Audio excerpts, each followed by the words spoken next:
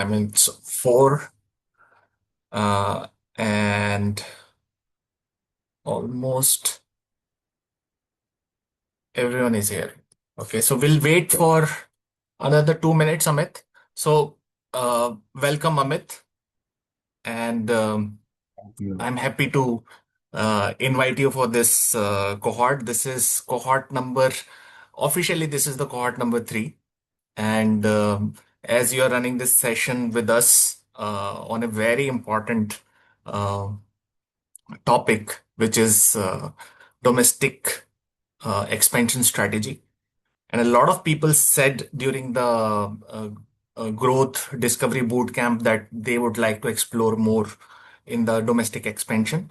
And those who also mentioned about the exports, I would like to inform you that in couple of weeks we are also going to conduct one very good session, similarly good on exports. So if your primary growth plan is exports, I'm sure you're running a business domestically also. So it is going to make a lot of sense when you'll attend this session. But I wanted to make sure that we are also going to run one session on exports in couple of weeks, and I'll keep you posted. And one more important information that please keep your Wednesdays 4 to 6 blocked.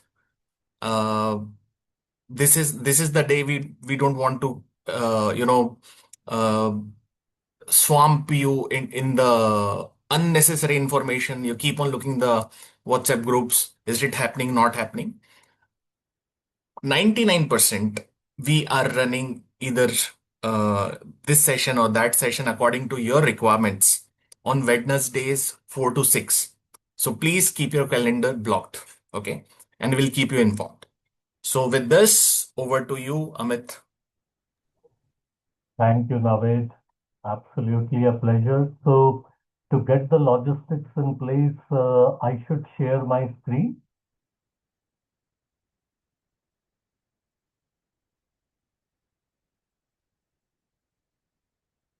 Uh, okay, let me share my screen. Navid, am I audible? Yes, you're audible, Amit. Right. Should I be sharing my screen for the presentation? Yes, please go ahead. Right. Thanks. I hope the screen is visible to everyone and I am fully audible. Yes, you are. Thank you. So, good evening. My name is Amit Banerjee, and I run Evolvia Consulting, a management consulting organization. And that's the last thing I'm going to say about myself for the next 10 minutes. To get the logistics in place and to make this workshop more interactive and interesting, I seek your permission that I have made some notes so that this does not remain a general workshop and we are able to relate more with each other. Two quick things about how this whole thing would run. I see some cameras on and some cameras are not. So my humble request, cameras on, if you can manage it. I cannot, read a room of 30 black boxes, and I will facilitate this badly if I cannot see you. And of course, second request is please keep your chat open. We are going to use it a lot in the workshop. Uh, for the next 2 hours, I am not going to teach you about go-to-market. You all have read about go-to-market. You all know about it. Probably some of you have paid consultants to do it already. So what we are going to do instead is to make 6 decisions about your business in a specific order. And I am going to tell you through my own shares where I was wrong in each of these six decisions in my own career. And of course, you should have the workbook with you. I hope that you have been able to fill the worksheet 0 because that is going to be very, very important for this workshop to be effective. And you will leave this call with the rest of it filled partly, and that is deliberate.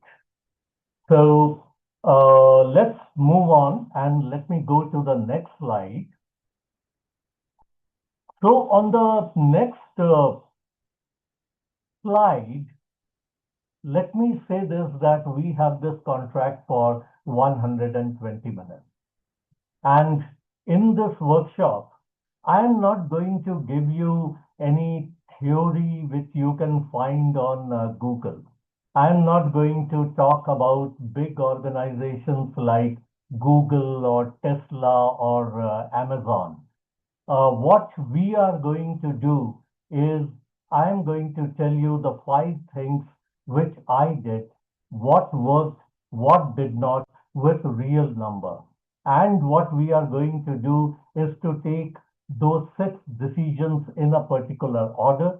And of course, to do that, we would be filling the worksheet during these our conversation, our discussion, and these slides. And of course, as I'm given to understand by Naveed, that upon filling the workbook, we will have a 60-minute one-to-one session with me on your business, your numbers, not any general gyan. So that is what we are going to do.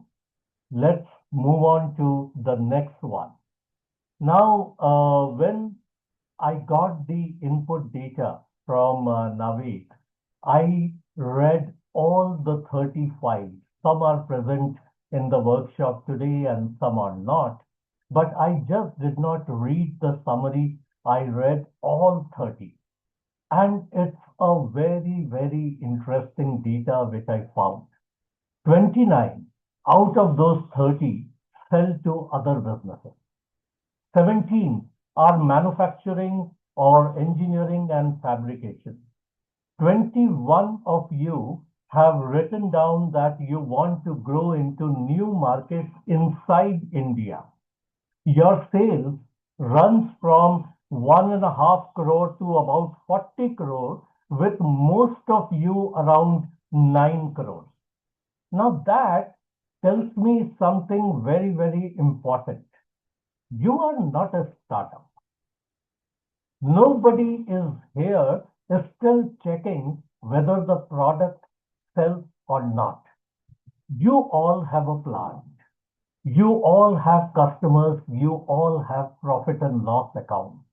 Your problem, and I'm using the word problem, or let me use the word challenge, is a different one. You have built something that works and you are trying to make that 3 times bigger without breaking it. Now, I also read the cities and where you are located, and one thing which made me very happy is that we are spread across the country. So I can very safely interact with an India perspective. Moving on to the next one. Now, this math, when I did and when I got the data from Naveed, was staggering for me. Of course, the data I received shows that 19 out of 30 have articulated their ambition. Not all of you have articulated your ambition, how much you want to grow or to what extent you want to grow. But even with those numbers, when I did the math, the disclosed revenue base today is 248 crore.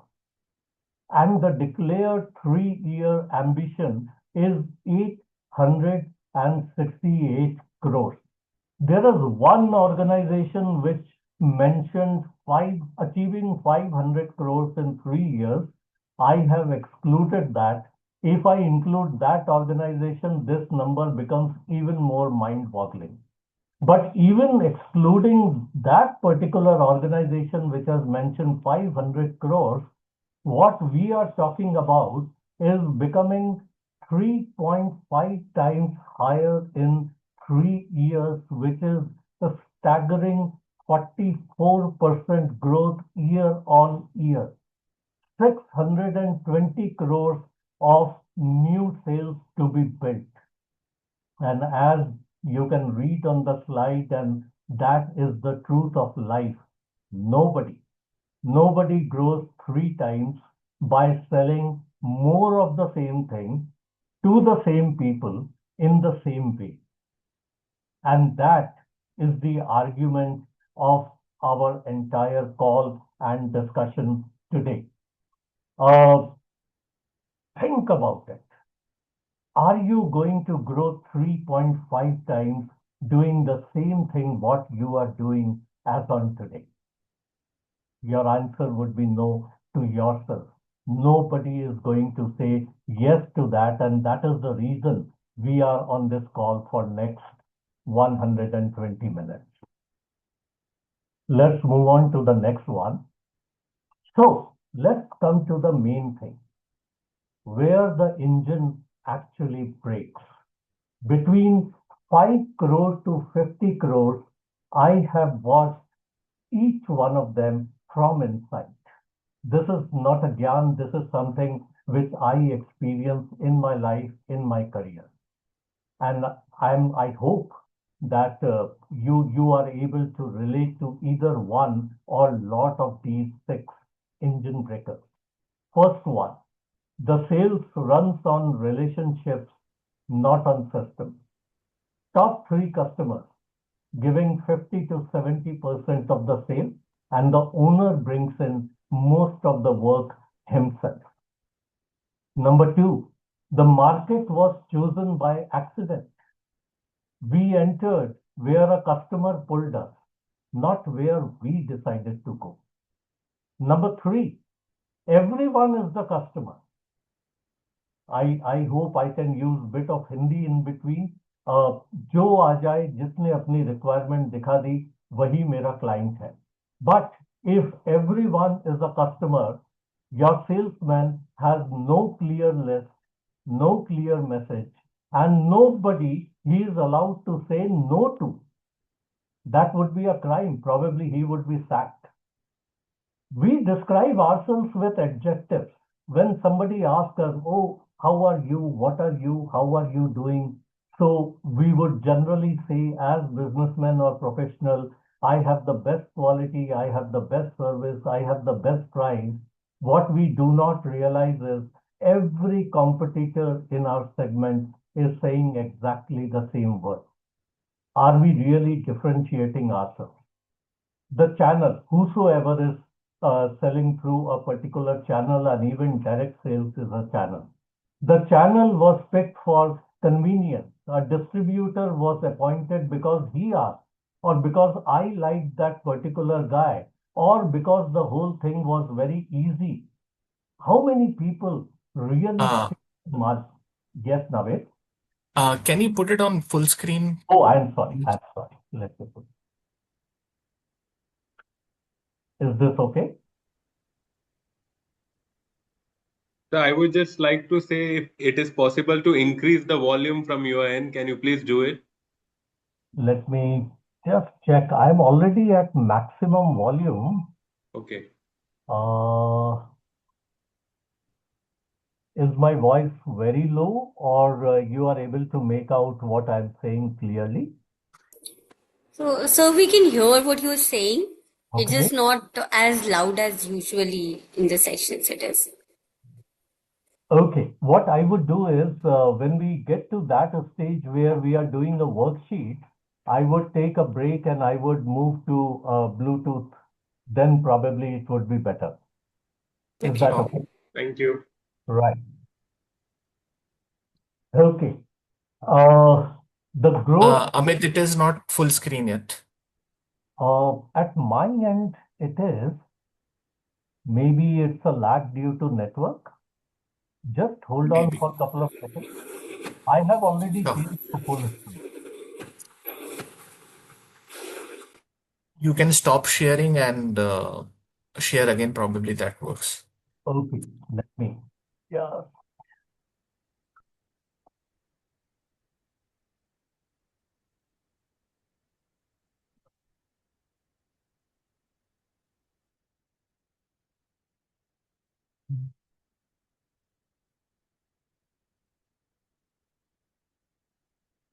are you able to see the presentation for now? I have not yet changed to full screen. Yeah, we can see.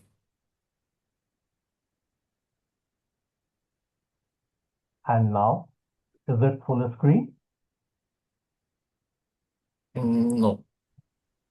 Uh, I don't know where the catch is for me. Probably you can try with this uh, slideshow from the current slide, probably from that button.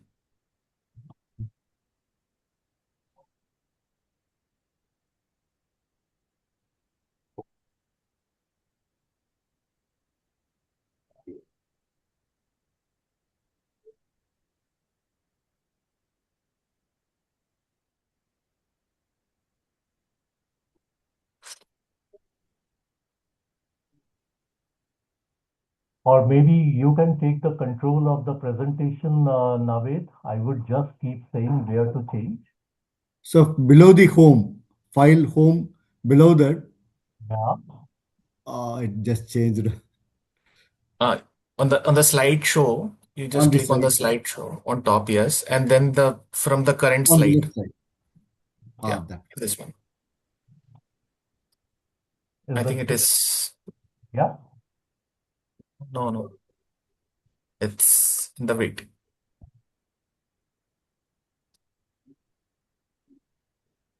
Are you able to see full screen now? Not really. Okay. I don't know where the catch is coming. It's full screen for me.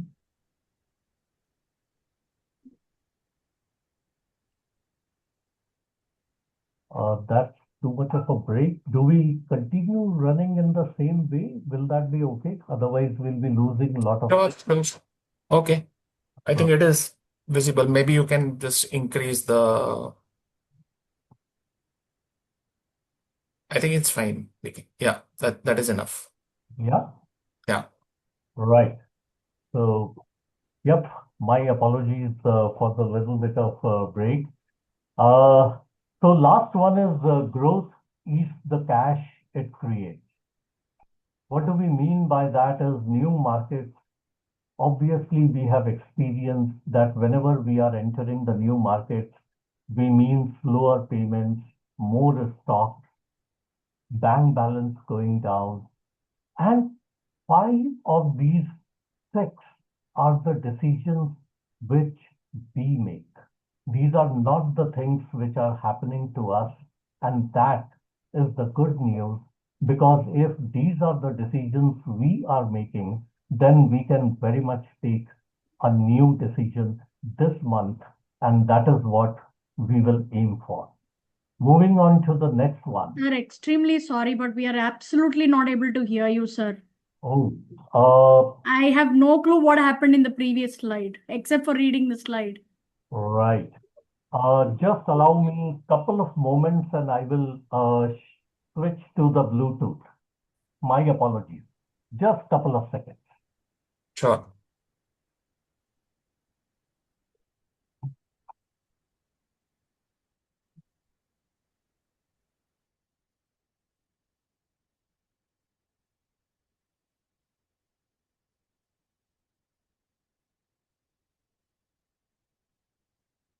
I will also connect here.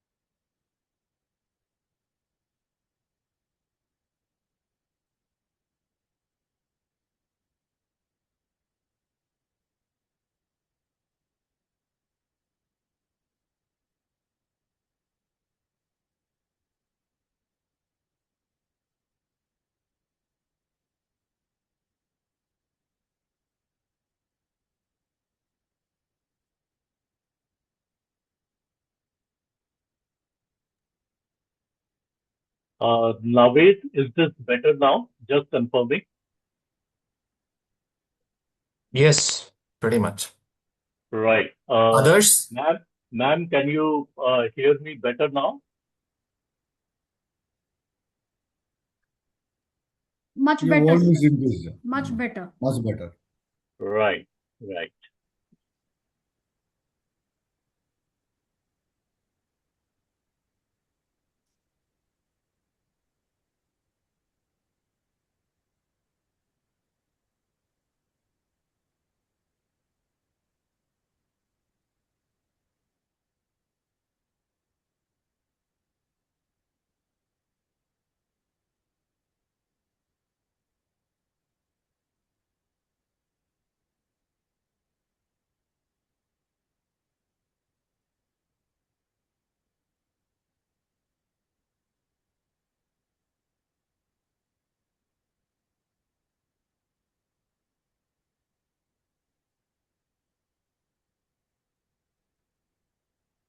तो share करने वास्ते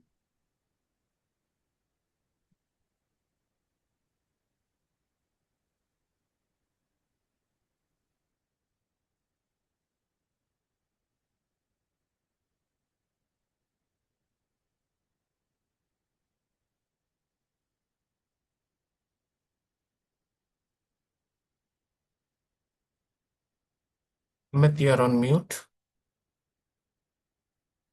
Okay.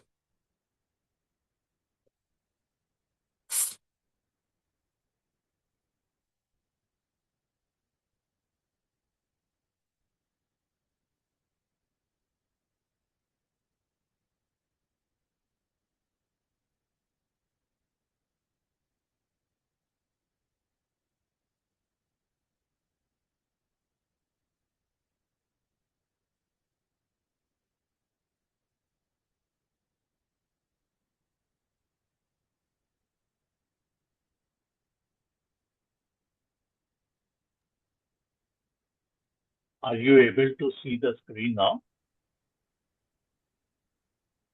Yeah. Right. Okay. This Murphy's law playing. So,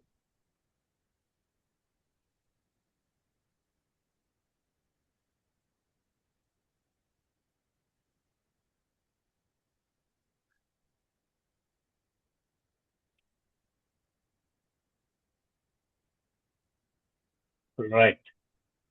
So coming back to where we were, and I'm going to spend. Navid, would you want me to go back to that from current slide or keep it in the same format? If you want to run the poll, We'll go to that. Let me quickly all cover right. this. So about myself, 32 years in steel, aerospace and defense, auto, renewable energy, certification, healthcare, and new materials. Handle sales of more than $100 million, about 750 crores of sales delivered over the years, led 180 plus people, did some savings like 1 crore plus a year by fixing processes and buying, and now running Evolvia Consulting, working with owner-run businesses. The whole point is not to talk about my achievements, but basically just to give you that assurance where you can actually focus on the numbers and have that conviction that we are talking about, we are discussing about something real and practical. Moving on, and this is the main game for our workshop today. 6 decisions in this particular order, and the order is non-negotiable. And that is where we are going to spend the time in our workshop. Number 1, where does my revenue actually come from? So where the sales is coming from, calculating our top 3 customers, etc. We are going to cover a bit of that through the workbook. Number 2, which markets do I choose? And most importantly, something which is not discussed anywhere, that is, which markets do I refuse? Who exactly is my client? And what am I worth to them? No theory, no sentiment, no emotion in terms of rupee or dollar numbers. How is the product reaching them? Where we are going to do a little bit of work on the channels. What is the machine that is repeating the sale? Where we are going to talk about the 7 sales stages. We are also going to do a pipeline map and uh, how many salesmen and those kind of things. And last one, what does this cost in cash and when do I stop? Where we are going to spend some time. If you are clear about these 6 decisions, let us run a quick poll. You can just uh, select the particular option you have, and we can actually see where most of the people are going or what are they doing as on today. So the poll is on 10 seconds. Please decide quickly.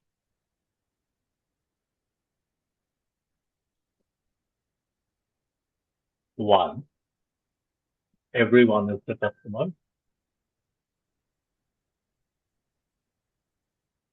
Great.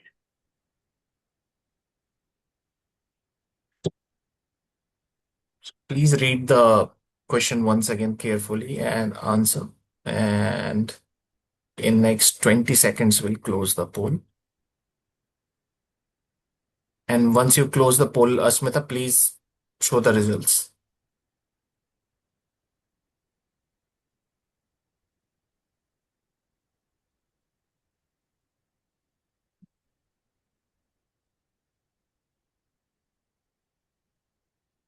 Ten more seconds.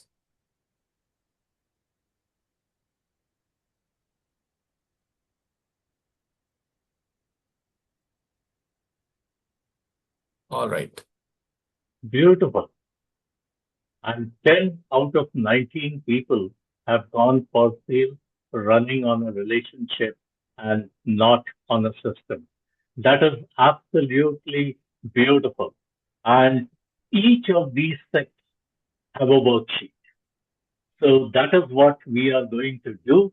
And you can open the workbook now. We start writing in about 3 minutes, roughly about 3 minutes from now.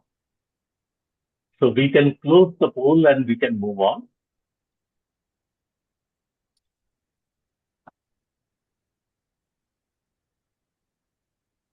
Should I close from All my right. end? Sharma? Yeah. All right. So we are giving 3 minutes. You can open your workbook and go to the section. Yeah. I will mention that, Navid. So just giving a little bit of advance warning, we will start in about 3 minutes. Till that time, we will continue covering few more slides. Sure. Right. So coming to the first one. Oops, did my sharing? Yeah. I hope the screen is visible to everyone, and we come to our first module, which we call as revenue X-ray. There is only one thing which we need to ensure, and that is before we decide where to go, we have to be honest about where we are. Now that sounds very obvious, and everybody would say that, of course, I am honest. But trust me, in my experience, it is a step which almost everyone skips, including myself. And that is what I'm going to share with you, that what skipping it costs through a personal case Amit, study. Yeah. Yes, Amit, your Navid. voice is breaking. We lost you for like last 10 seconds. Okay. Now I am on Bluetooth. Uh, am I audible now? Am I Yeah, you are. clearly audible now? Yeah, you are. Yes. Fantastic. So the first case, and now a very interesting story for me. steel, industrial products, a big, well-running product line, growing steadily on repeat orders. The clients we had served for years, and everyone, including me, believed that we knew our market very well. And then we wrote the sales out properly.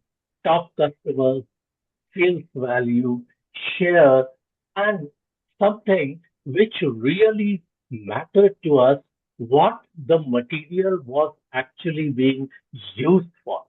And what came back was rather uncomfortable. Most of the sales came from a few customers, and almost all of it was one single use. We didn't have a market. We had one use, but definitely that could not be called as a market. And that's why, even though we were selling very well for a long time, it was not a guarantee for a sustenance of our business in future, because a use is always going to reach its saturation limit. Amit, But yeah, yes, Amit.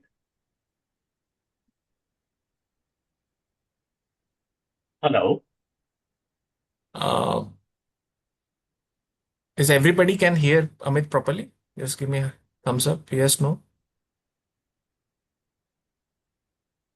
All right.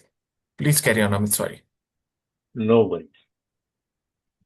So, coming back now, we changed the question. Instead of asking who else is like our current customers, we asked that where else this material can be used for. We listed users. We didn't list the companies. And that started opening the market we had never sold to you. And that is where the new industrial markets were created or generated, giving this 50 to 60 crores of sales every year. Same plant, same product. But the whole point or moral of the story is not that we got this additional sale. The whole point of my sharing this personal experience of mine with you is I lost 2 years arguing with the management that a new segment was worth one salesman. Why? Because I did not have this one page of numbers early enough to end the argument. That was a very, very clear reflection of how am I looking at the market. So let's move on to a little bit of work now, and we will start doing it in a short while.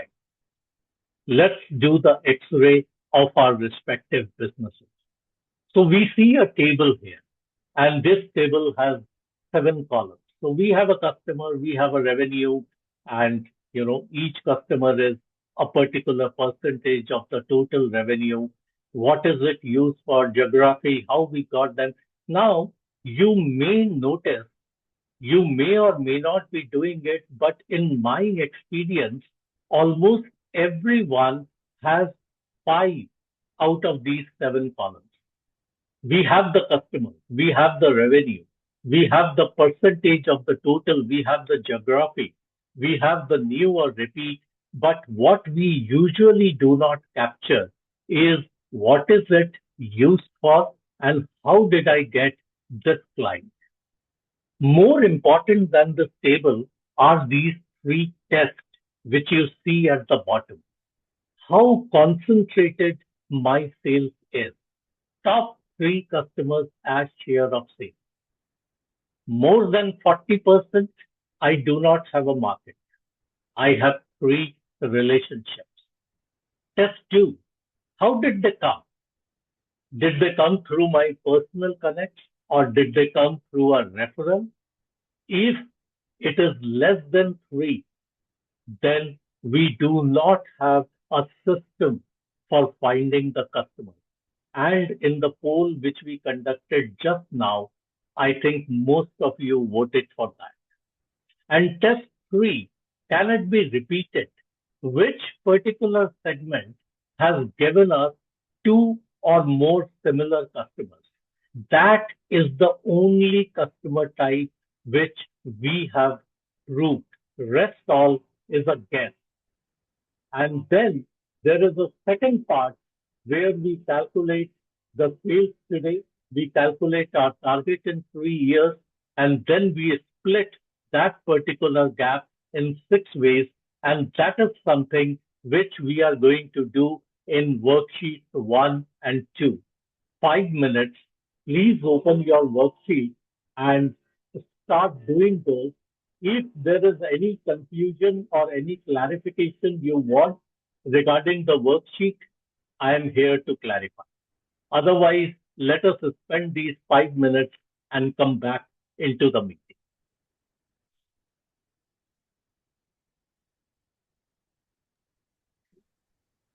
I'm starting the timer. You can see it on top. Yeah.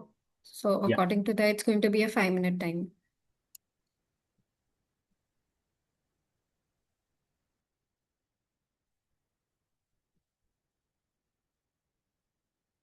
So you can see the timer on top of the banner on WhatsApp.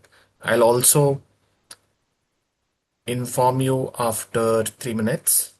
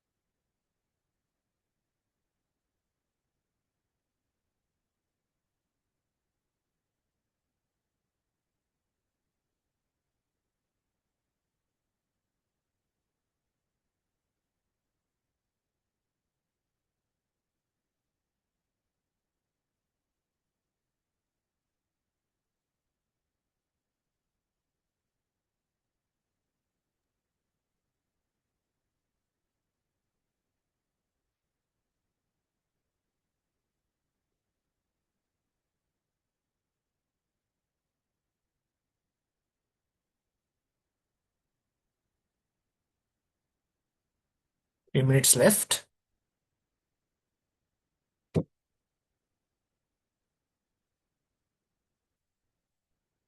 In the meantime, Amit, I'll request you to try to make it full screen.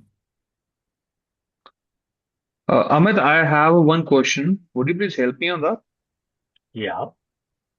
Amit, my maximum sale is B2B, is the same like I'm doing B2B, and I manufacture fasteners. So all of them manufacture the same fasteners. So what should I answer to the question number 2 that says like the question number 3 actually? Can it be repeated? Which segment gave you 2 or more similar customers? Like my entire sale line is from fasteners. So Yeah. what shall I write in this? Can it be, are you talking about the third test? I'm talking about the third test, question number 3. Can it be repeated? Which segment gave you 2 or more similar customers, right? Yes. So now when you are selling fasteners, are you selling to a particular segment? You are definitely having a lot of clients. And if you have a very high number of clients who are giving you repeat business, you can just mention that segment. mention those clients or the percentage. Secondly, the different way you can look at it is if you divide it into segments. For example, your fasteners may be going into multiple segments. There could be fabrication, there could be aerospace, there could be automotive, there could be other kind of application. So you could also base your answers based on the segments if that is more relevant to you. If it's a commodity type of product. Okay. Okay. I just generally feel that my fasteners goes basically for the constructions and Okay. fabrication. So these are the two things which they are used for. And all of my customers are just selling or just supplying the material to those companies only. Yeah. So if we do not see in any segment, and even if it's a commodity product, I'll give you an example. I worked in the steel industry for almost a decade. Now, steel is a commodity. But even and the case which I shared with you just now, that was actually about the steel industry. So the whole point is that even in commodity, when I plot my entire client list, there are some guys who may not be such frequent buyers. There are some guys who would be buying more. So that is a work which you can do later on. We can always connect separately, and I can explain more on that. Sure, sure. Thank you. I missed the opportunity of trying to convert it. Is this showing as a full screen now, Navid? No, but we can continue. So time is up.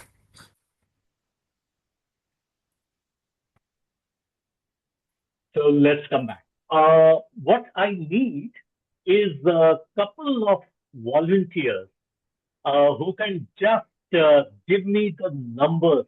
What did they find? Specifically regarding the concentration part of it. The first test number 1, if anybody would like to volunteer. Or you can put it in the chat box.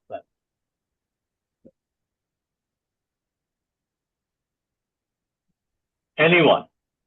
Primarily, this is Mithil. Yes. Yes. Well, I've been going through this for past few months, and I've realized that my L&T is my primary client, and probably over 70% of business is coming from just one client. Right. And what you say that that my top 3 client makes almost 85% of the business. So Right. that's a worrisome, and again, we have started realizing it's a worrisome issue. Thank you. Thank you, Mr. Mithil. Anyone else? Just one more person and the number. Hi, this is Dinesh. Hi, Dinesh. I'm getting almost 75% of my business from one single group and one single segment, that is valve segment. Fantastic. When I see your worksheets, I'm really scared. I'm struck up with one customer. You are right. Most of the slides, I'm just aligning with you. Thanks. Thank you so much. And absolutely nothing to be scared of. It does not come as a surprise. It is just a realization that we are just planning to do what we have always done, just 3 times harder. And that is exactly what the module 2 is for. So that is what we are going to discuss in this workshop, and afterwards also, that how do we move on to that particular new path. So moving on to the next one, which is module 2, which is about choosing the market.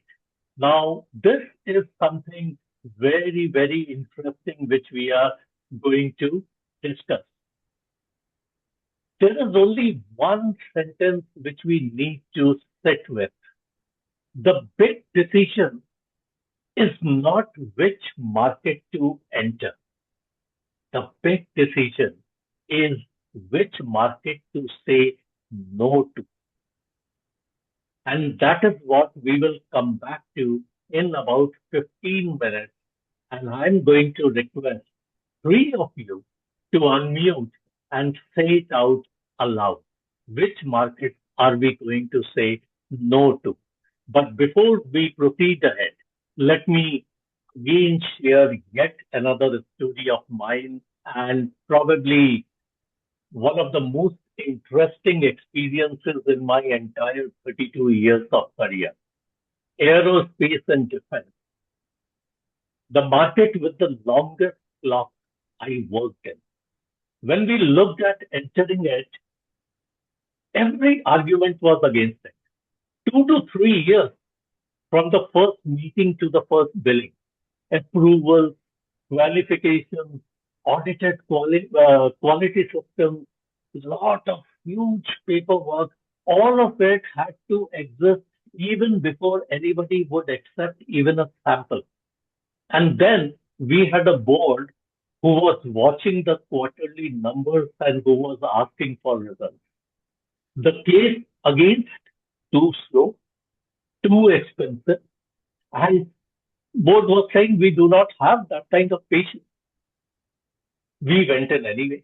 It was a group directive or a group vision, I would say, and the reason why we went into that particular business is the whole point of this story. That difficulty, the approvals and the audits, etc., was not the reason to stay out. It was the reason to go in. So it was exactly the opposite. Because whatever took us 2 years to get into that particular groove, it would take our competitor the same amount of time. In an easy market, just now we were having a discussion, and this is not a personal comment, I'm just taking that example because we discussed it, but we were discussing fasteners. So when we are talking about an easy market, everybody arrives together and we have a price war within 18 months. And then we are struggling that how cheap can I sell? How do I retain my margin? My competitor is offering lower or whatever. 3 years later, that business has grown 10 times with more than $20 million of serious inquiries in the pipeline. Now, the whole point, I do not want everybody getting into aerospace and defense because of this particular call or because of this particular meeting. That is not the whole point. The point is that we basically build our capabilities. We choose those markets where we already have some advantage. Now, that is the key point. We have to choose the market where we already have an advantage and where it is hard for the next person to copy us, not because the report is telling us that this market is so many thousands of crores or whatever it is. A big, easy market is only a price war we have not had yet. Now, this is a very, very significant change, paradigm change in our approach because usually we look at the market size, market potential, and then we decide to get into those markets. So that has been my experience. And let's use in the chat, how many of you have ever walked away from a customer or a market because it was too slow? Can we just see that in the chat? Give a thumbs up, not even a chat. Just give your reaction here.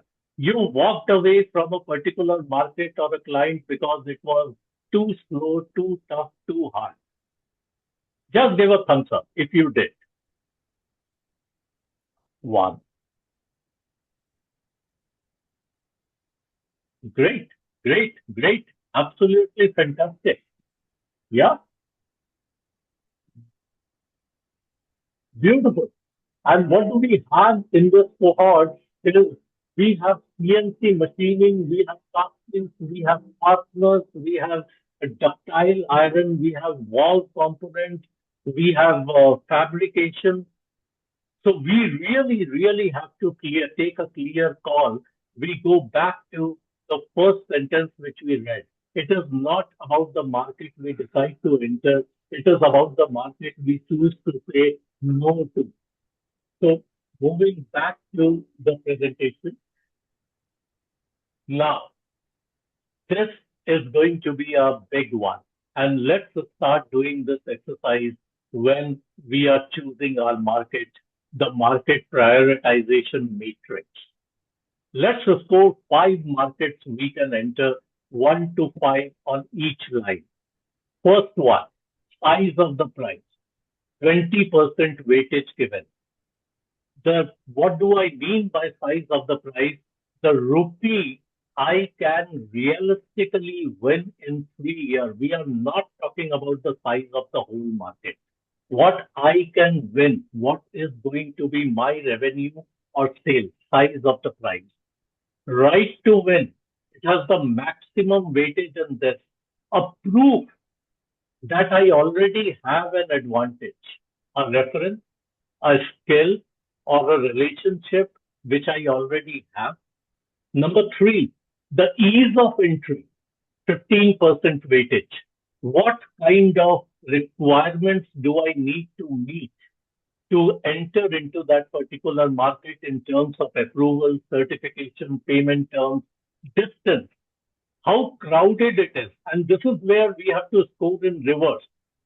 So the crowded and price driven is going to get a 1, and which is absolutely empty or next to empty or very few competitors, and premium kind of price market gets a 5. Margin and payment. Margin left after the channel cost, not just the money or the revenue which is coming to me. And how many days am I going to get my payment? How long a sales is taking? 10% month from the first meeting to the first billing. There are 3 rules.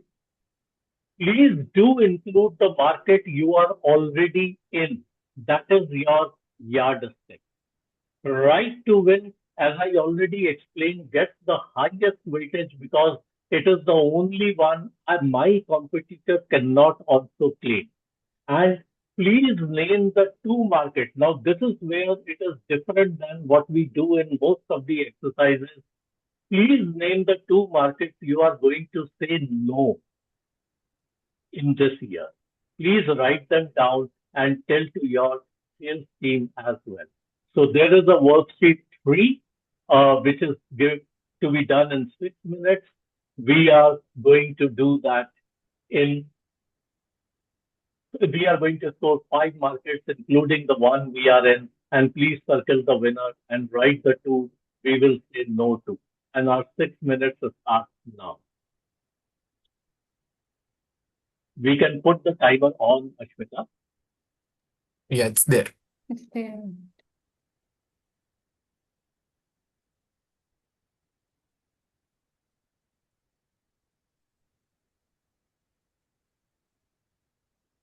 You.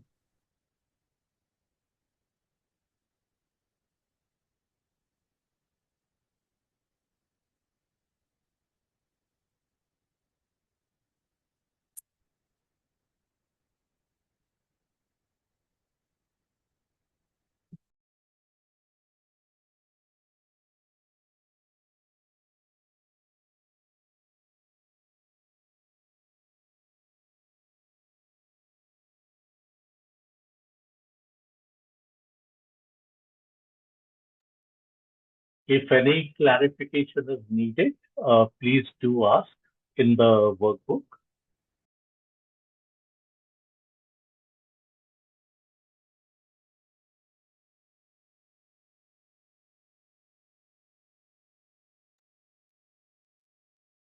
So, Imagine Mithal here.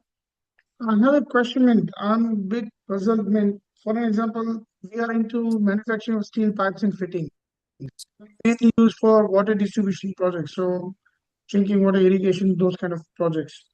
So that would be my primary market. Now, I don't know what other market to think of. Within this short span of time, And I mean, it's not that even think of it. I also need to give the weightage. I don't know. It's very difficult for me to do it within 4 minutes time. Fair. Absolutely understood, Mithil sir. And that makes it a very, very important exercise for us to do subsequent to this workshop. So if we are talking about growing 3 times, obviously we cannot do that just by continuing to sell to irrigation segment only. So if that is not in their mind, in your mind right now, no worries. Please note it down, and that is something which would be very, very important and critical for us to do post this workshop. Amit, hi, this is Piyush. I run a service company, Amit. Uh, there?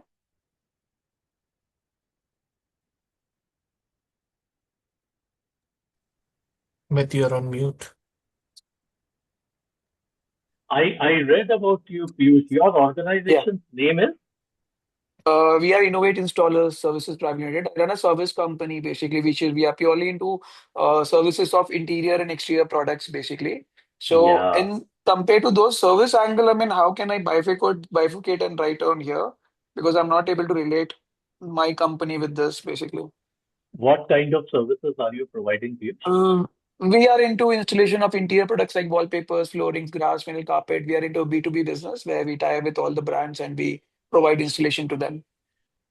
Fantastic. So that means you have a different kind of, you are supplying to, you are a kind of OEM supplier in terms of services to Purely various. services, no supply, purely services. Yeah. I have been in number of service industries myself. What I mean to ask is that when you are providing these services, can you segment your clients? Not really, because they're all interior dealers who sell this interior products. Those are my clients basically, who sell Right. this kind of products.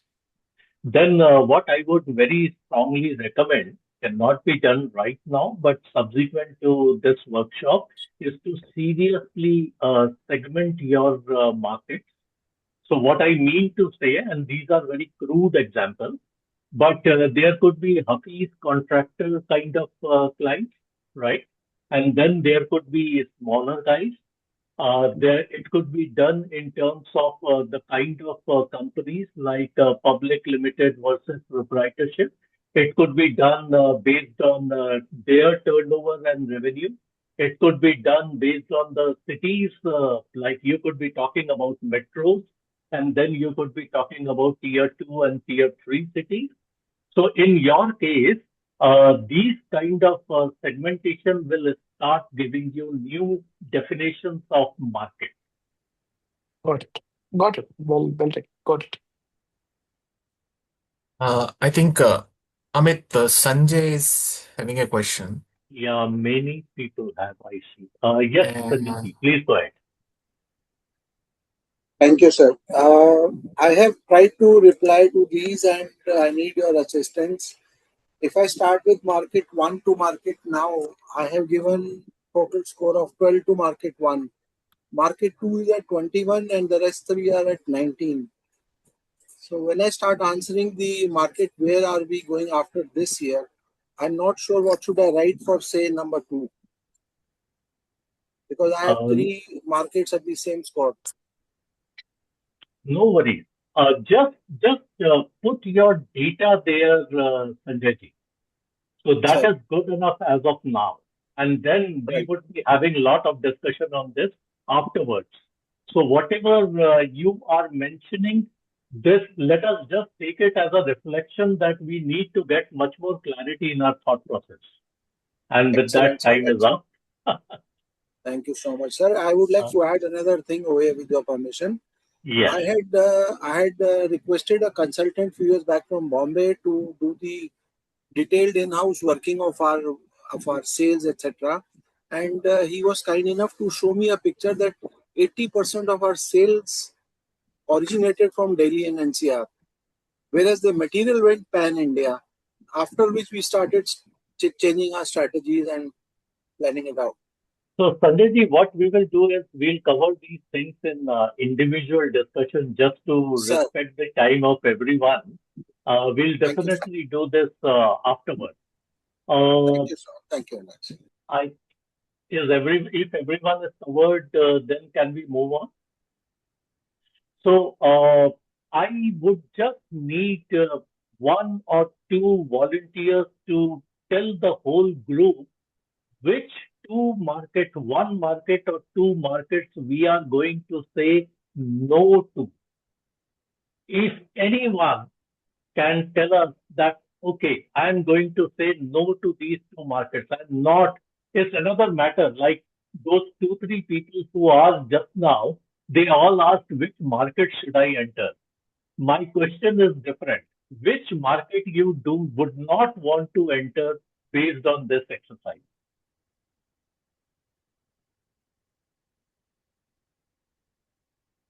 Anything which comes to your mind.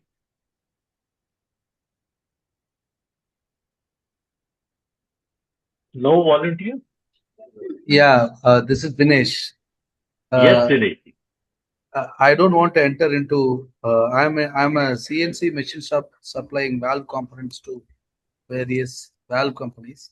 I don't want to enter into Right. automobile market because though it Right. has a high volume, there is no price and we cannot forecast anything because tier one supplier only know what is going on in the market, and I'm tier 3 or 4, so I don't want to get into automobile market though it has a very Beautiful. high volume. Beautiful, Dinesh. And who in your company needs to be told about this refusal and by when?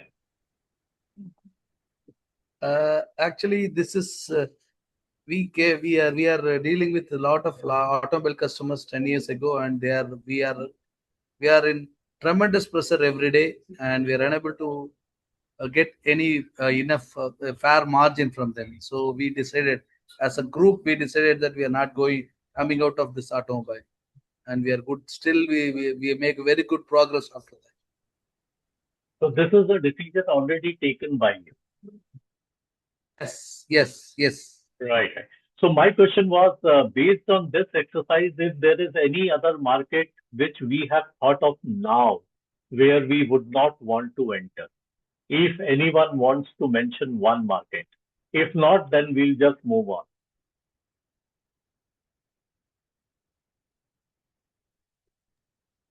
No worry. So let's move on. Yes, sir. From hair transplant industry. So we generally cater to the premium market, especially NRIs and foreigner.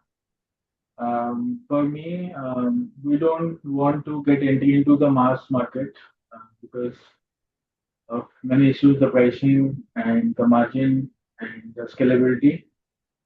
So that is where we have many requests, but we don't cater to them. Understood. Is that a decision which you had already taken, or is this a thought Yes. which has come to you now?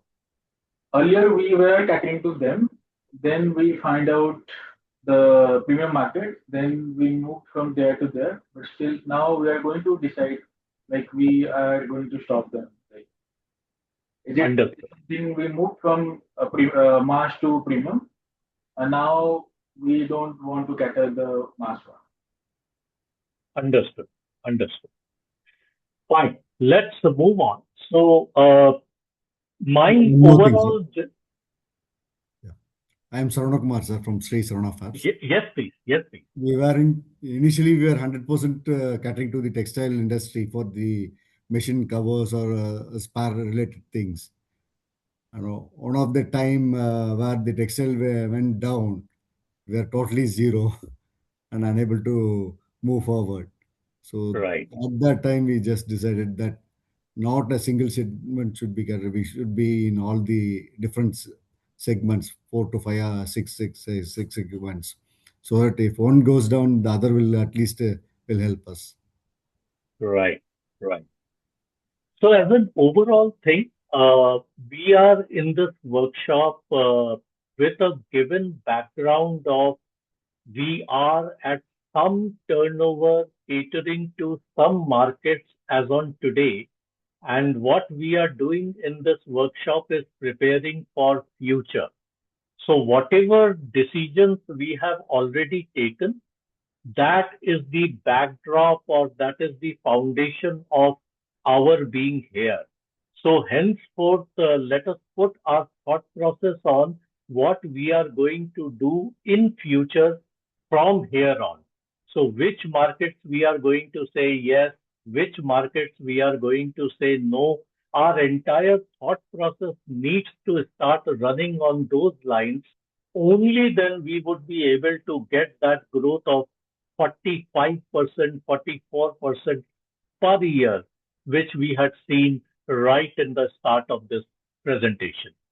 So moving on to the module 3, where we come to the customer and the claim. Now, this is something which almost all of us has faced, at least I have faced it a lot. Because if everyone is my customer, then my salesman has absolutely no idea whom to call on a Monday morning. This is not a philosophical problem.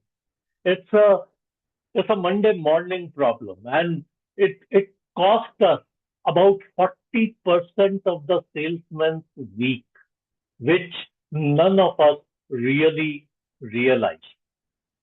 And yet another, again, a case study of mine, a very, very interesting one, illustrating this particular issue. A regional certification business, and by certification business, I think just now it was Piyush, right, who was talking about service business. So here I was in a service industry, and we were certifying organizations for ISO standards, etc.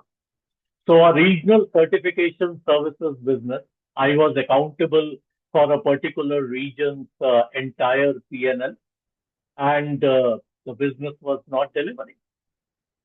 The selling, how are we selling? When I joined the organization, the selling effort and the kind of conversation Piyush and we were having, the selling effort was spread equally over everybody in the region who would agree to a meeting.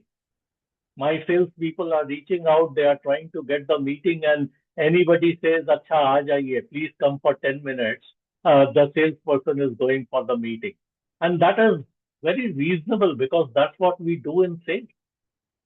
And it is completely wrong because we are treating everybody equally likely to buy. And accordingly, we are putting in the time and effort for all those guys. So what changed? What changed was that we started changing whom we called as a customer. We stopped sorting them by size or particular sector. We started sorting them by one and one thing only. Who is forced to buy? Forced to buy. A demand, a kind of change in rule, a demand from their own customer, maybe a tender condition.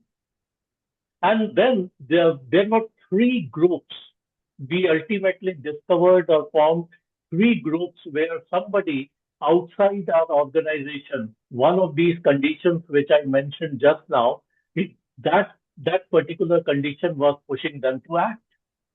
And then for these three groups, we built a very different kind of message, a very different kind of proof, and a very different visit frequency for these particular guys. The entire account plan changed. We stopped going by the so-called CVRs, customer visit reports. The net result, we achieved 102% of the target. We created 1,120 accounts, and we got a P&L which started making profit. The whole point is not about what we achieved. The whole point is where I had failed or where I had committed a mistake was in defining or devising the way we were sorting our customers. I was sorting our customers, and that was by size or particular sector. That we changed to sorting by whether they were under pressure to change. Now, obviously, your sectors, your industry, your segments, the scenario would be different. I am not saying that you should do exactly the same thing which I did. This case study is to demonstrate that we have to change the way we are looking at our clients and accordingly putting our sales efforts, and we have to start thinking differently. That would bring in the required change. And how is that going to happen? So let us spend a little bit of time on that before we get down to the worksheet yet again. An ideal customer, read the line below the headline. An ideal customer is not a description. It is a filter that lets my team say no. And what are the filters? So there is a ICP, there is an ideal customer profile, client profile, which is the basic facts, sector, turnover, plant size, volume, location, etc., etc. What is more important is why now? What would make that particular customer look for me this quarter, not the next year? Another filter is their problem, but in numbers. What does their present situation cost them in rupees, hours, rejection, or whatever? What would they compare me with my other competitors or other suppliers on? How are these guys actually going to judge me? And to whom I am going to say no? So some people had asked that I cannot figure out if I start thinking about the new markets, but I can very well take I can make some kind of rule. Let's say the client, the potential business from that client is below X volume. I would not like to do that kind of volume. Let us say if my people are traveling to meet those guys for meetings, I would not like to cater to certain clients beyond Y kilometers. Or I would not like to do business with those clients more than, let's say, Z credit days. These are the filters which we need to start applying when we are going to identify our target market and our target clients. Now, another very, very critical thing which usually we do not consider when we are trying to sell to these companies. On the right-hand side, the box on the right-hand side, we never sell to a company. We sell to 4 people. Each of them wants something different. There is a guy who will sign on the purchase order. That guy would care about the payback and the risk. There is a technical checker, the product which I am supplying, maybe the quality assurance, quality control, or some other kind of guy, the technical checker. Now that technical checker can never say yes.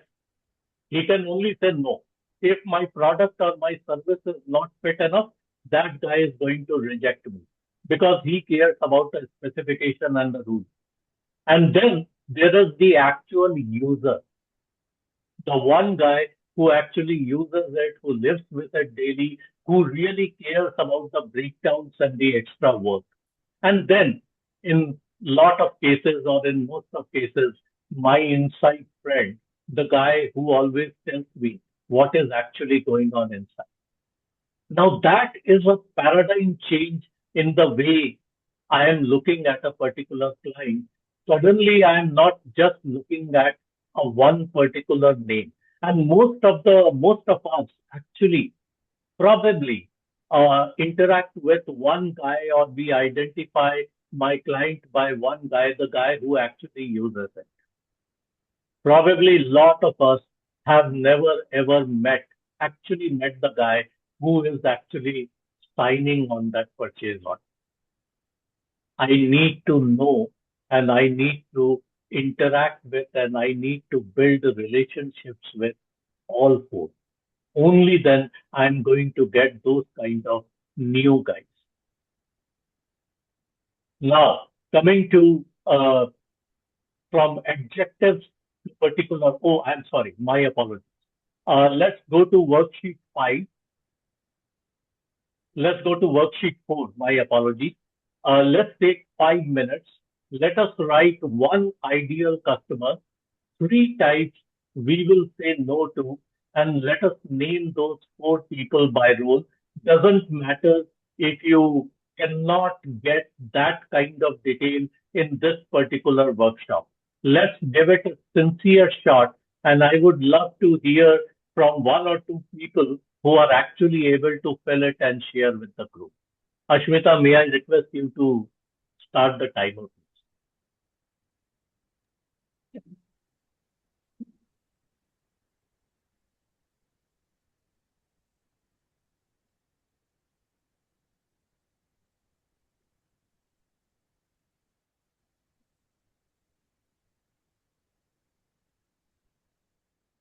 Thank you.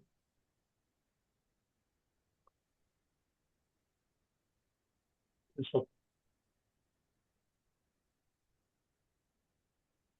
we need 5 minutes for this. Okay, sure.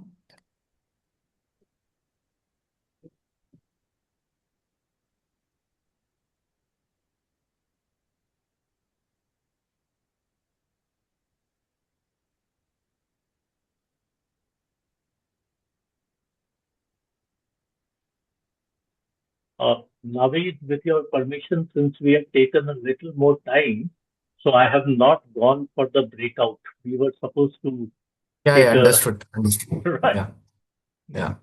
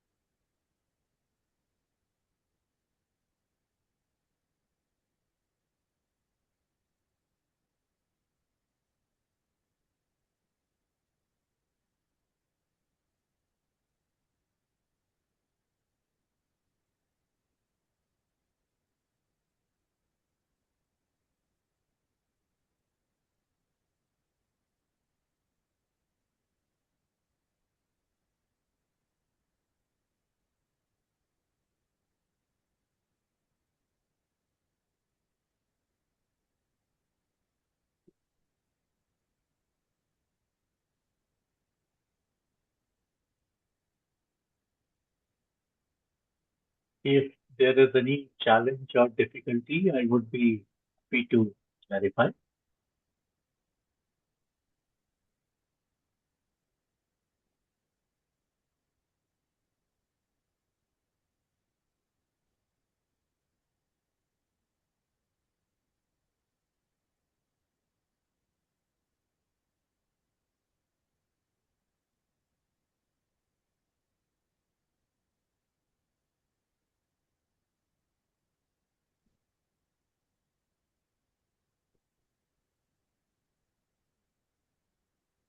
2 minutes left.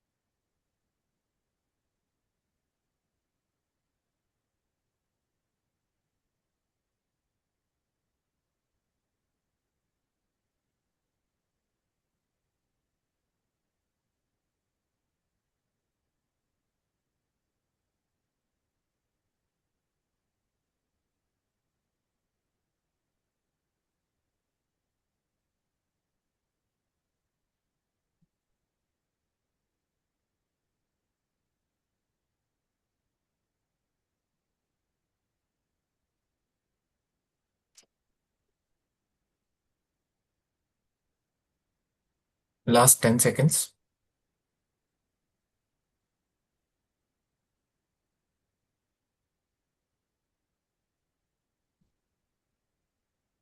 Great. Welcome back. And let us just put this reaction, a thumbs up.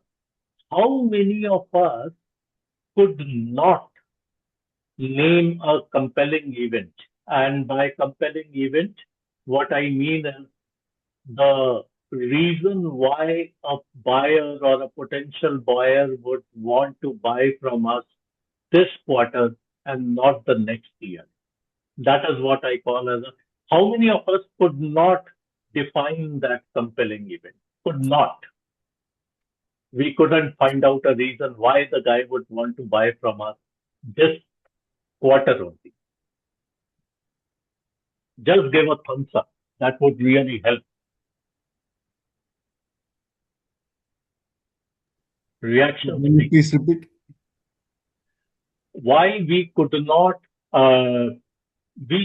define a compelling event. We could not define a reason a potential customer would want to buy from me this quarter, but not sometime in the future. बाद में कभी नहीं खरीदेगा ही खरीदेगा. He is going to buy this quarter, पक्का. And this is the reason. Could we identify that kind of solid reason? This guy is going to buy. So how many of us could not do that? Just give a thumbs up. How many of us could not do that? 2. Rest of us, I would assume if all of us are able to do it, then we are in a very, very fantastic room. Growing by 45% per year is not a challenge at all.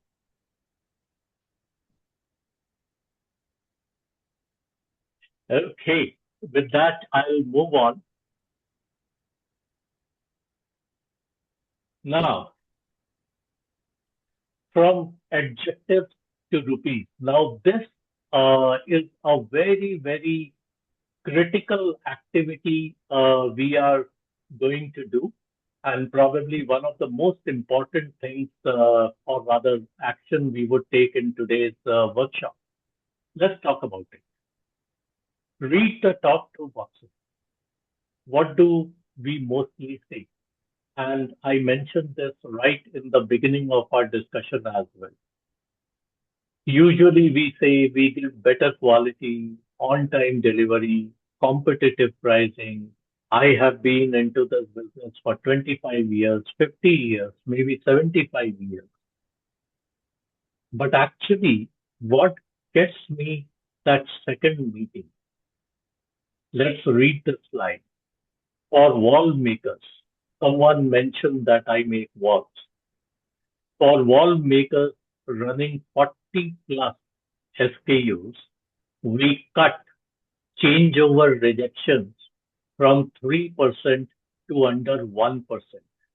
That is 18 lakhs a year on your volume. Not only that, 3 clients of mine are going to confirm it. I have already proven it with 3 more people. That is exactly what the whole game is all about. 5 lines. For whom? Not the exact customer type, not industry. I'm not talking about sectors and segments there. For whom? Instead of what? What they do today, which could also include doing nothing. We change what? Through supply of our product or service. One thing which we improve, which is measurable, not abstract, not subjective, but measurable.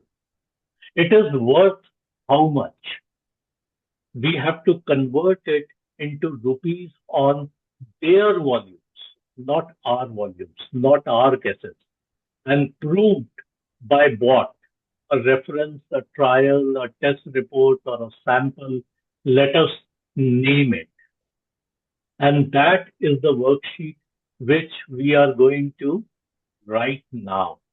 We have to write these 5 lines for our main customer type, and specifically if line 4 has no rupee figure, we have not really done it.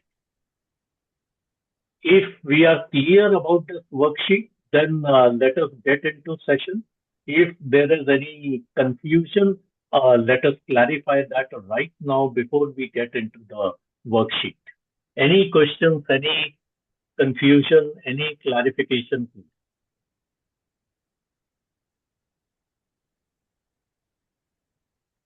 Are we all clear? Can we do this exercise? You want to define. Okay. But Let me take the example of this particular line only, right? So for whom? So we are saying for wall makers running 40 plus SKUs, right? Right. Then this particular instead of what? So they are doing these SKUs and their rejections are currently at 3%, right? What we improve upon the rejections and we reduce it from 3% to 1%. Worth how much? So we are giving them a saving or a benefit of 18 lakh a year on our volumes.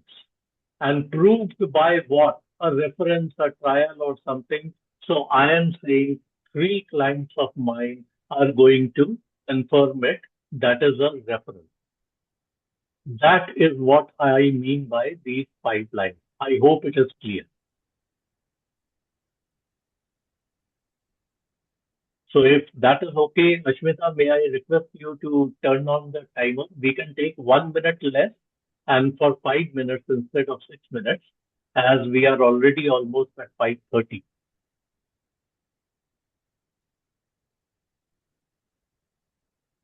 The timer has started. If any clarification needed further, I am happy to help.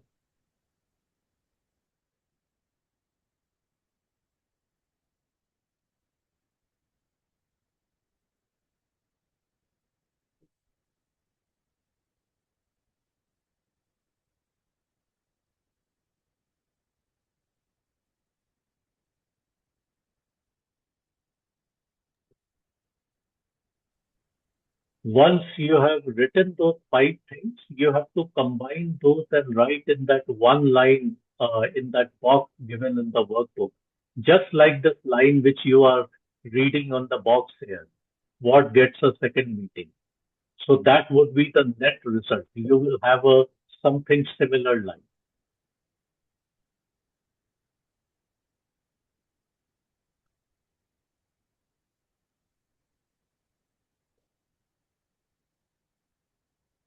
Even if you stop at that one line, we are good. You may not be able to fill the boxes below second half of the workbook, and that is absolutely fine. The objections and the competitive, we may not fill that.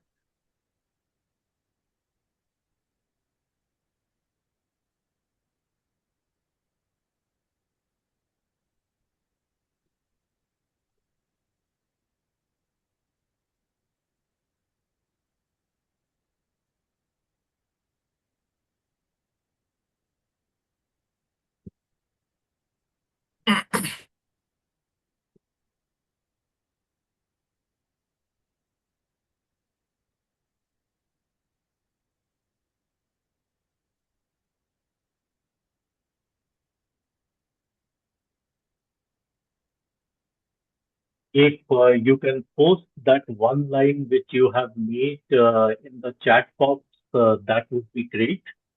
Then we will be able to look at 2 or 3 cases.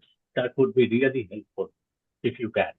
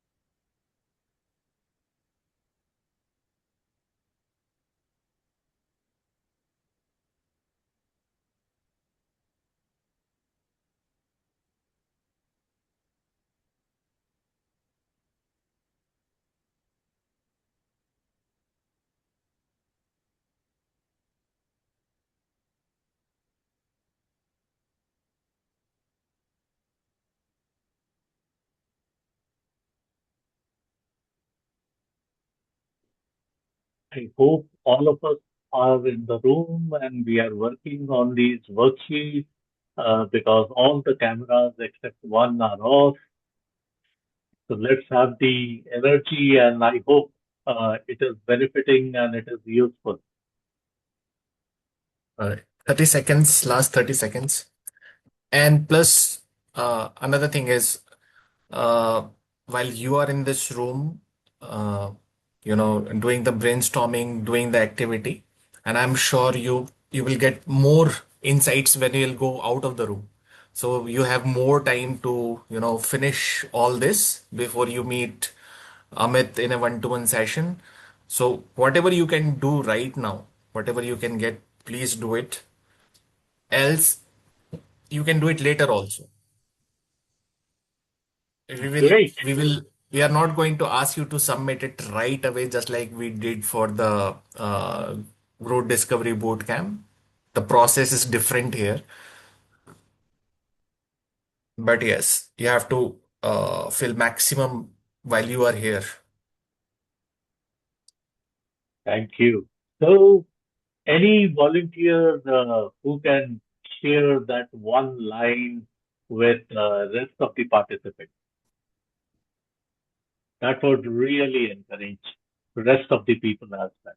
Anyone? Hi, this is Riddhi Hey, here. Riddhi. So we are Yeah. into the automated vending juice machine operating business. And as byproducts, we used orange peels to make FMCG portfolio. So we have recently launched a few of the products and there are few in the pipeline. So as one of the key ideal customers, we have premium retail gourmet stores. So I believe that since it's very early, I have not created the rupee value yet per store. But what I believe is that for those premium grocery retailers, where premium margin impulse products are sold, our product would become a very a differentiated products targeting the undifferentiated either candy or mouth freshener SKUs with a very unique fruit based orange peel stand. And this we will prove its value through like repeat purchase and reorder rates in a very controlled store pilots in one city first and then go ahead with the rest of the cities. Fantastic. So, in this, thank you. Thank you, Riddhi, for that. And I absolutely appreciate and understand that the number is not there. So, I can only say that I'm I'm actually happy that the need or the reality of getting these numbers in place rather than a thought, a concept, a vague plan, that is emerging more and more. And the importance of getting down to the micro level, getting down to the numbers, defining our potential customers and potential markets much more accurately and realistically is becoming more and more stronger. And that is what the entire go-to-market thing is all about, right? It is not the knowledge that this segment is doing well, that market is doing well, this has potential of 40,000 crore, that has potential of 1 lakh crore. That does nothing. Generally, people think on these terms when they think about this term called GTM or go to market. It is not that. It is my own understanding of the market at this kind of level. Then I am able to take the right kind of decisions and actions. Thank you, Riddhi. So, probably when we have not been able to do this at this point of time, as Riddhi also mentioned, I am assuming that that might be the case with most of us, the rest of us, and that is perfectly natural. The thing which is missing is the numbers, and that is what we need to work upon. So let's move on, and that is what the heading of this slide said. We have to move from adjectives to rupees. Let's come to the fourth module, the route to the market. Now, Most of the channel decisions in MSME are made by whoever asks first. What do I mean by that? But before explaining, let me quickly cover my own experience. Now, there is a very, very interesting thing which happened here. So it was an exercise done absolutely in reverse of what the businesses usually do.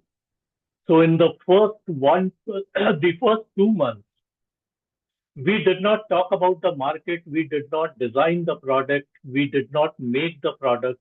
We did not do any prototype, nothing. We looked at the market first. We looked at the demand. We looked at the customer need. We fixed the selling price and margin, and then we worked backward to the product and where to buy them. And then in the next 2 months, which is month 3 to 5, we first built the supply chain.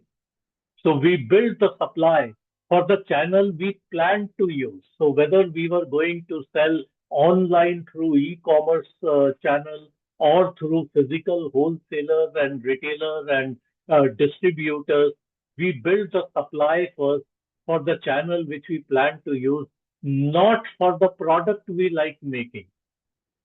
The entire supply was built based on the feedback or the inputs from the channel. It was not about the product with which we were so passionately attached and we were so emotional about.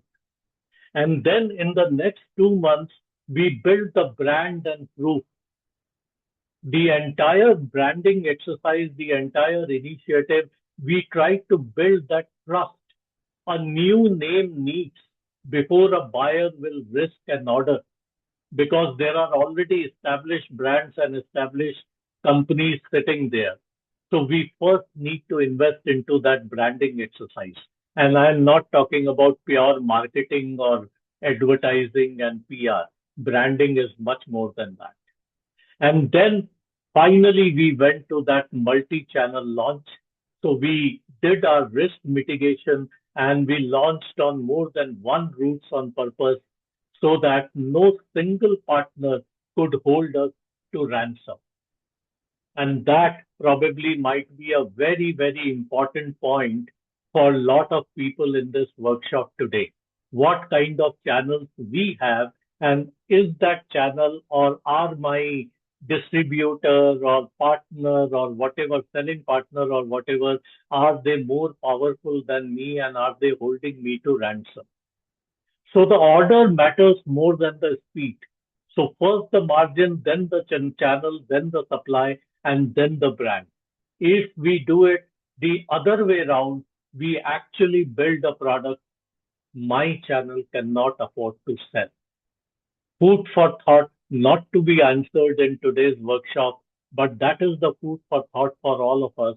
What have we done so far and what do we intend to do in future? There are 6 ways to reach the clients, and most of us would be familiar with this. Due to paucity of time, I'm going to cut out on the worksheet part here that we can do post this workshop. But a lot of answers are in that worksheet are already sitting here. So all I would say is that do not consider these answers. Think about your business, your product, your market, your clients, and then try to put those answers in the worksheet which you have. Do not pick up from my slide. But coming to this slide, in direct sales, generally we are able to reach the direct clients relatively slowly. Our margins are the highest. Our cash tie-up period is rather higher. Of course, we are owning the client fully. A lot of people sitting in the cohort today would relate to that. Some of us, probably we were talking about partners, and there could be other people in the cohort today who have distributors or supply partners. So you can read the rest of the lines there. Channel partner, I have already mentioned. I think 1 or 2 gentlemen I was having conversation with earlier in our workshop, they were talking about supplying to OEMs. So that is where we are relatively slow. The margins which we are able to keep is medium. So the whole point is you are able to read the slide, but that is what we need to really analyze and really see. If you can open the worksheet, I would just take a few seconds to explain the worksheet so that you do not struggle when you are actually filling the worksheet. So each of these channels are mentioned in the first column in the worksheet number 6. And then obviously we have to answer whether we are using that channel or not. And then we have to mention, now all this is about future. We are not talking about what we are doing today, but when we are growing 3 times what we are going to do. So each channel, how much share it will have in the sale of my new product, how fast we can reach, which is where you do not pick up the answer from the first column in this particular table you are seeing on the screen, and then cash tied up and why I would go for that particular channel or why I would not. More importantly, the second part of that worksheet would be very, very beneficial to each one of us as an entrepreneur, as a businessman, as somebody who is managing the P&L when we start calculating the margin. So that would give us a very clear understanding of whether our decision is right or wrong. So we can choose 2 different routes, which we have selected in the first table, and then we can do the actual margin calculation, and the summary will come in the bottom table. If there is any question or any clarification on this workbook, I am happy to answer. Otherwise, we can move on. Are we okay? You can just give a thumbs up if you are good to move forward.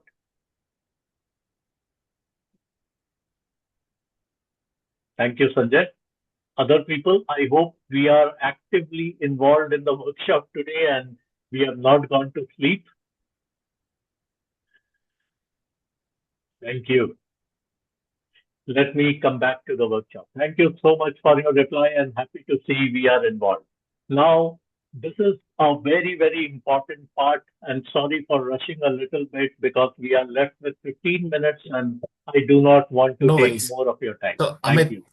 Yeah. Amit, for Yes, this Ram. part, you should not worry about because the next session next week is dedicated 2 hours on the repeatable sales engine only. Oh, And fantastic. I think it is going to be a good starting point for them from this week by the time they go to a deep diving session next week on the repeatable sales engine. Fantastic. Fantastic. Thank you so much for that, Naveen. So since there is going to be another session on this, I'll move very, very fast on this. So this was Yeah. again a very, very interesting experience of mine in one of the renewable energy organizations I had worked with. Fantastic growth. We all know how solar energy and wind energy and all other kind of renewable energies have been growing in India.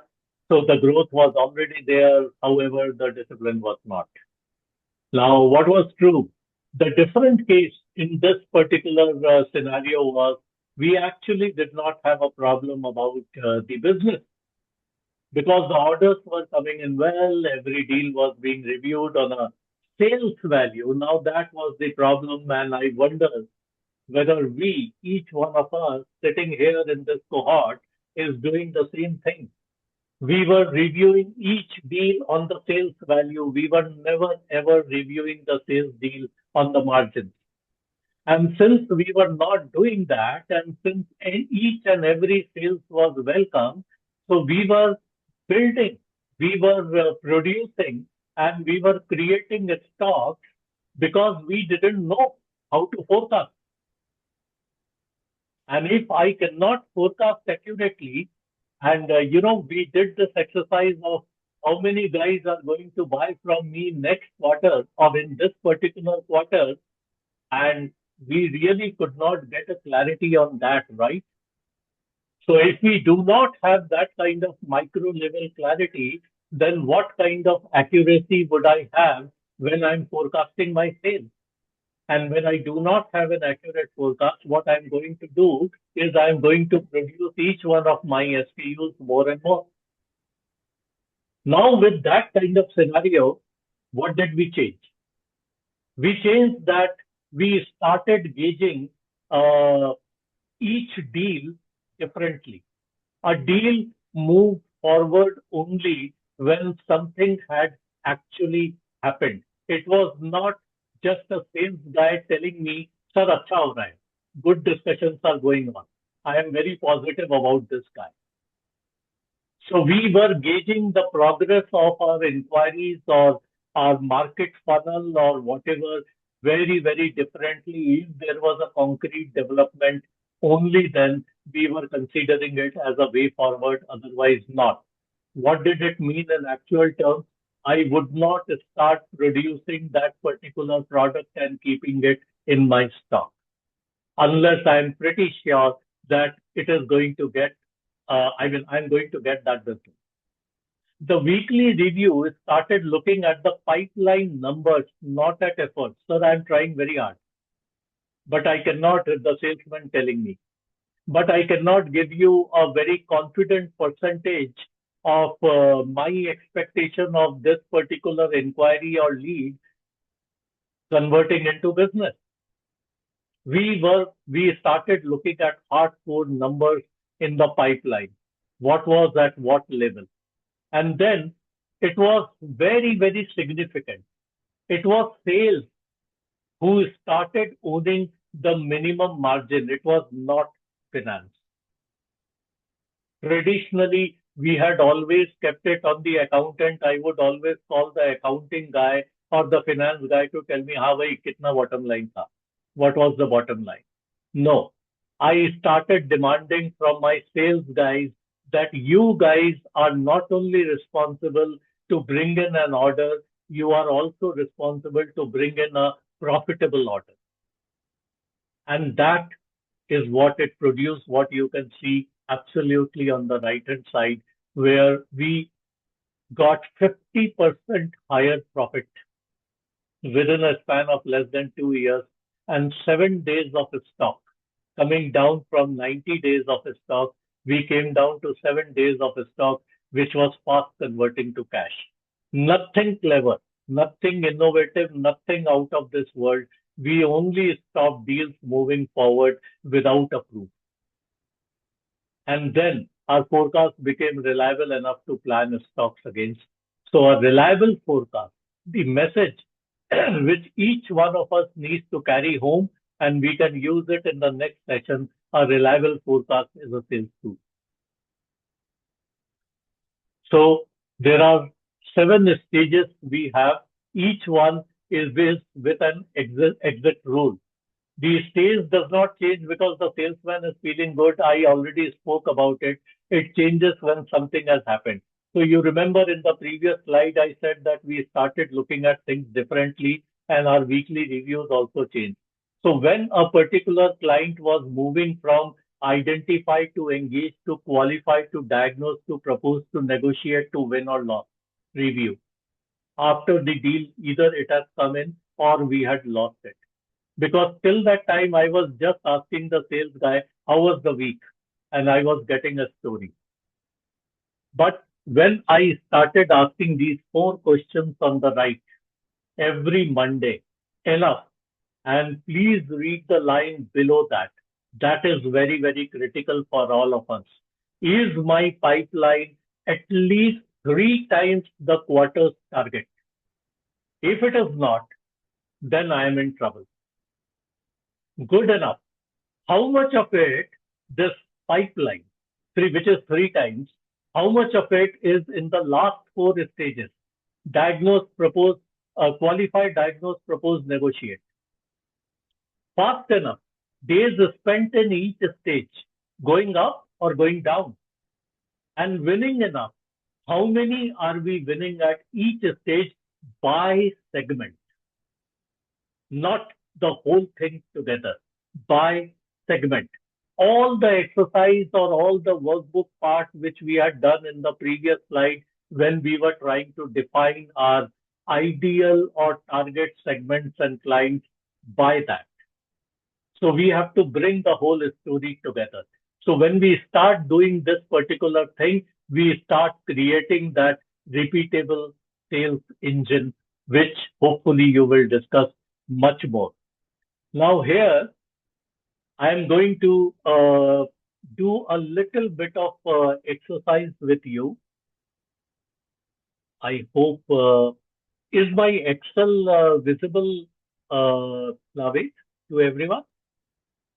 Excel, no. One second.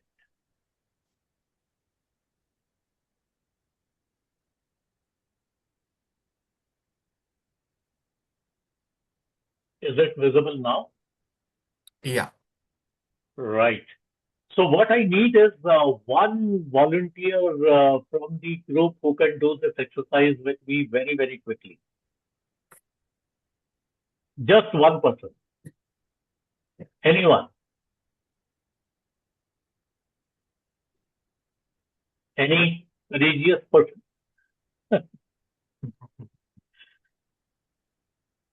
Anyone would like to volunteer? No? Okay. In that case, I would go back to I think Piyush is sharing. here. Piyush is there. Oh, sorry, I was not looking at rest of the. Piyush, are you with me? Yeah, I'm there. Yes. Great, Yes, great, Amit. great. Yeah. So we are just going to fill the yellow boxes. So Hmm. what is the new revenue you plan to get next year? New revenue, mind you, not the total. So that will be 10 CR. Okay, let's put 10 here. And what is the average value you would be expecting per order, average order value? Because I'm into services, the ticket sizes are less. So the per average order size value will be not more than 2 lakh rupees. Yeah. 2 lakh rupees. Yeah. Okay. Now let us fill win rate on serious inquiries. What kind of percentage would you like to assign? Or let's hold So on for that. So, sorry. So if we want to do 10 crores and we are going to have an average order value of 2 lakhs, we are going to need 500 orders next year. 500. That is the extent or that is the impact. What is the win rate coming back, Piyush? What would you put here? Serious inquiries so win rate. yeah, so Amit, because we tie up with the dealers, so we don't have like inquiries and then the turnouts. We have Okay. a proper tie-up with the dealer, with the brands basically. So our always the inquiry to this thing is more than 90%, I'll say, basically. Okay. But let me Yeah, take a little different number yeah, here because in yeah, case yeah. of products, it would be different. So Yes, I'm going to yes, put a 30% there. yes, yes. And how many of the first meetings become serious? Again, think a little differently. I know you have a well-set channel, but earlier the discussion we were having, so start thinking of some new segments you would attack in future, maybe tier 3 or tier 4 cities. So how many first meetings would become serious? Just put a percentage. I will say 10% because first meeting never gives you business that same way, basically. Fantastic. Yeah, yeah. Now, the impact which we are seeing here, next year we are going to need 1,667 inquiries, and going by the success rate of 10%, we are going to need 16,667 meetings. Now, considering one salesman, how many meetings a salesperson could do per week? Just think of a number, Piyush. 16, I guess. A good serious meeting, not more than 16, basically. A salesperson, per salesperson, right? Great. Yeah. And how many working weeks you will have available for selling in a year? 6. That's a per okay, in a year. Okay. Yeah. Okay. So 40, all the 48 weeks. So we are going to need 22 salespeople, new. Now, this number may appear ridiculous, and nobody is going to employ 22 new sales guys to get this kind of sale. So what we would need to do in that case, I'm just putting it generally, either we will have to take a call on the new revenue needed target, or we will have to look for those kind of deals which are relatively having larger average order value, so that we could come down on the number of sales people needed. But the main thing which we need to walk away with from this particular exercise is the importance of having the right kind of capabilities set with us so that we could allocate the effort judiciously.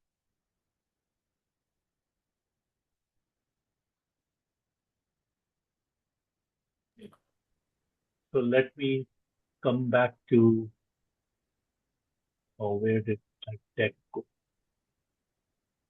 Okay. Right. I'll quickly move on to module 6. Navid, do I have your permission for 5 to 7 more minutes? Yeah, you anyway have my permission, Amit. Right. Thank you. So I hope I'm going. rest Yeah. of us can stick around for 5 minutes, 5 to 7 minutes. I hope it's fine. Yeah. Thank you. Thank you. So coming to the last module, what the growth is going to cost us in cash. So we really have to look at, so what I am doing here, you can actually work on this worksheet 8, and this is one of the most critical things which we would seriously need to look at, and we would not be able to do it if we have not done the previous workbooks with full effort and accurately to the extent possible. Only then filling this particular worksheet 8 would make sense, but this worksheet would actually give us the real story.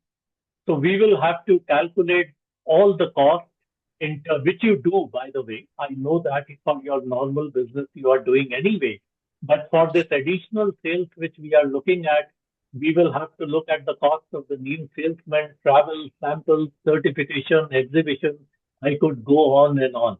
And we have to do all these things before we start, not after having taken a decision to enter a particular segment, a market, or a particular client.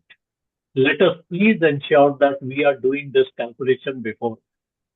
Let us also look very, very seriously at whatever we are doing as on today, identify the less productive or non-productive kind of activities or expenses.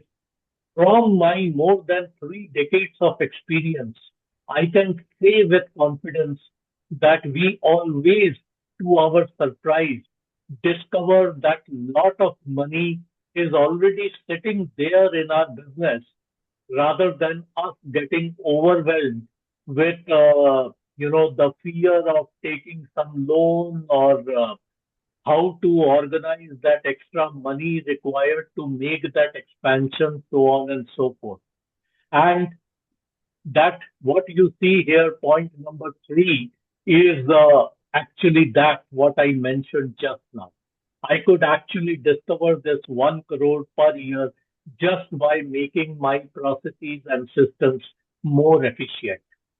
Coming back to point number 2, we really have to do a very, very thorough calculation here, and we really have to calculate the cash tied up for every 1 crore of the new sale. So we have to work out the extra credit days, we have to work out the stocks, we really have to figure out that where exactly growth is going to eat into our cash. We all get carried away by the prospect of growing so many times and my turnover reaching from 20 crores to 200 crores, but we do not realize that our cash is getting eaten away. And even though we may have been able to grow, we may not be able to sustain our business over a long period of time. And all of us know here that there are very, very few organizations who have sustained in this world, and I'm not talking about India only, who have sustained over 100 years or 150 years. There are many, many organizations who made good amount of money and they died. Why? Because they did not do these basic things. And then, very, very important, when we are going to stop. So when we are talking about this go-to-market strategy, when we are talking about growing 3.5 times, we have to be very, very clear now, not later. Now we have to write it down when we are calm in our mind that if we have not reached X by month 9, we stopped. Because end of the month 9, we are going to get emotionally attached to whatever we are doing, and then we will continue doing it. So that is what it is. The entire blueprint, everything what we have covered in this workshop today, it comes down to this particular one page. So first 30 days, let us decide and let us test. What are the markets we are going to enter and the 2 markets we are going to say no to. Let us write our ideal customers and our value in rupees. Let us take the sales number properly out of our particular client accounts. And then let us go ahead and try that claim on 10 target customers. In next 30 days, let us build that particular machine. Let us pick our route and let us work out those margins which we are keeping. Let us set those 7 sales stages which we spoke about or discussed about, and let us implement those rules which we discussed for moving forward with our sales team or even with ourselves. And let us make a list of the named target customers, not a category. Even if it's a commodity product, it is possible to make a list of those target customers. Let us try to do that, and let us start those weekly reviews with those 4 questions which we discussed. And then in the next 30 days, let's run it and let us fix it. First orders or first losses, whatever, let's start writing it. Check. Let's start reviewing what we have won, what we have lost, and let's keep correcting. At this point of time, the definition of our ideal customer might be wrong. We are just doing this exercise on paper. What is actually going to teach us is the experience part of it. And then let us keep checking honestly against our stop rule. Let us stop getting attached emotionally. So that is that 4 rulers, 4 dates, 4 things which we can measure. If we make a plan with no name against each line, we are just making a wish list. Please have a owner. Please have a timeline for each and please have 4 parameters which are measurable. Only then we will make a concrete plan, a blueprint for going to market. Otherwise, it will continue to be a wish list. So that's it. I end with this. Let us complete the workbook as Naved mentioned, follow the process, and then we do the 60-minute thing, and hopefully I can give you that 1-pager. Let Thank you us so be much, Amit. honest Thank you about so it. much. Thank you. Yeah.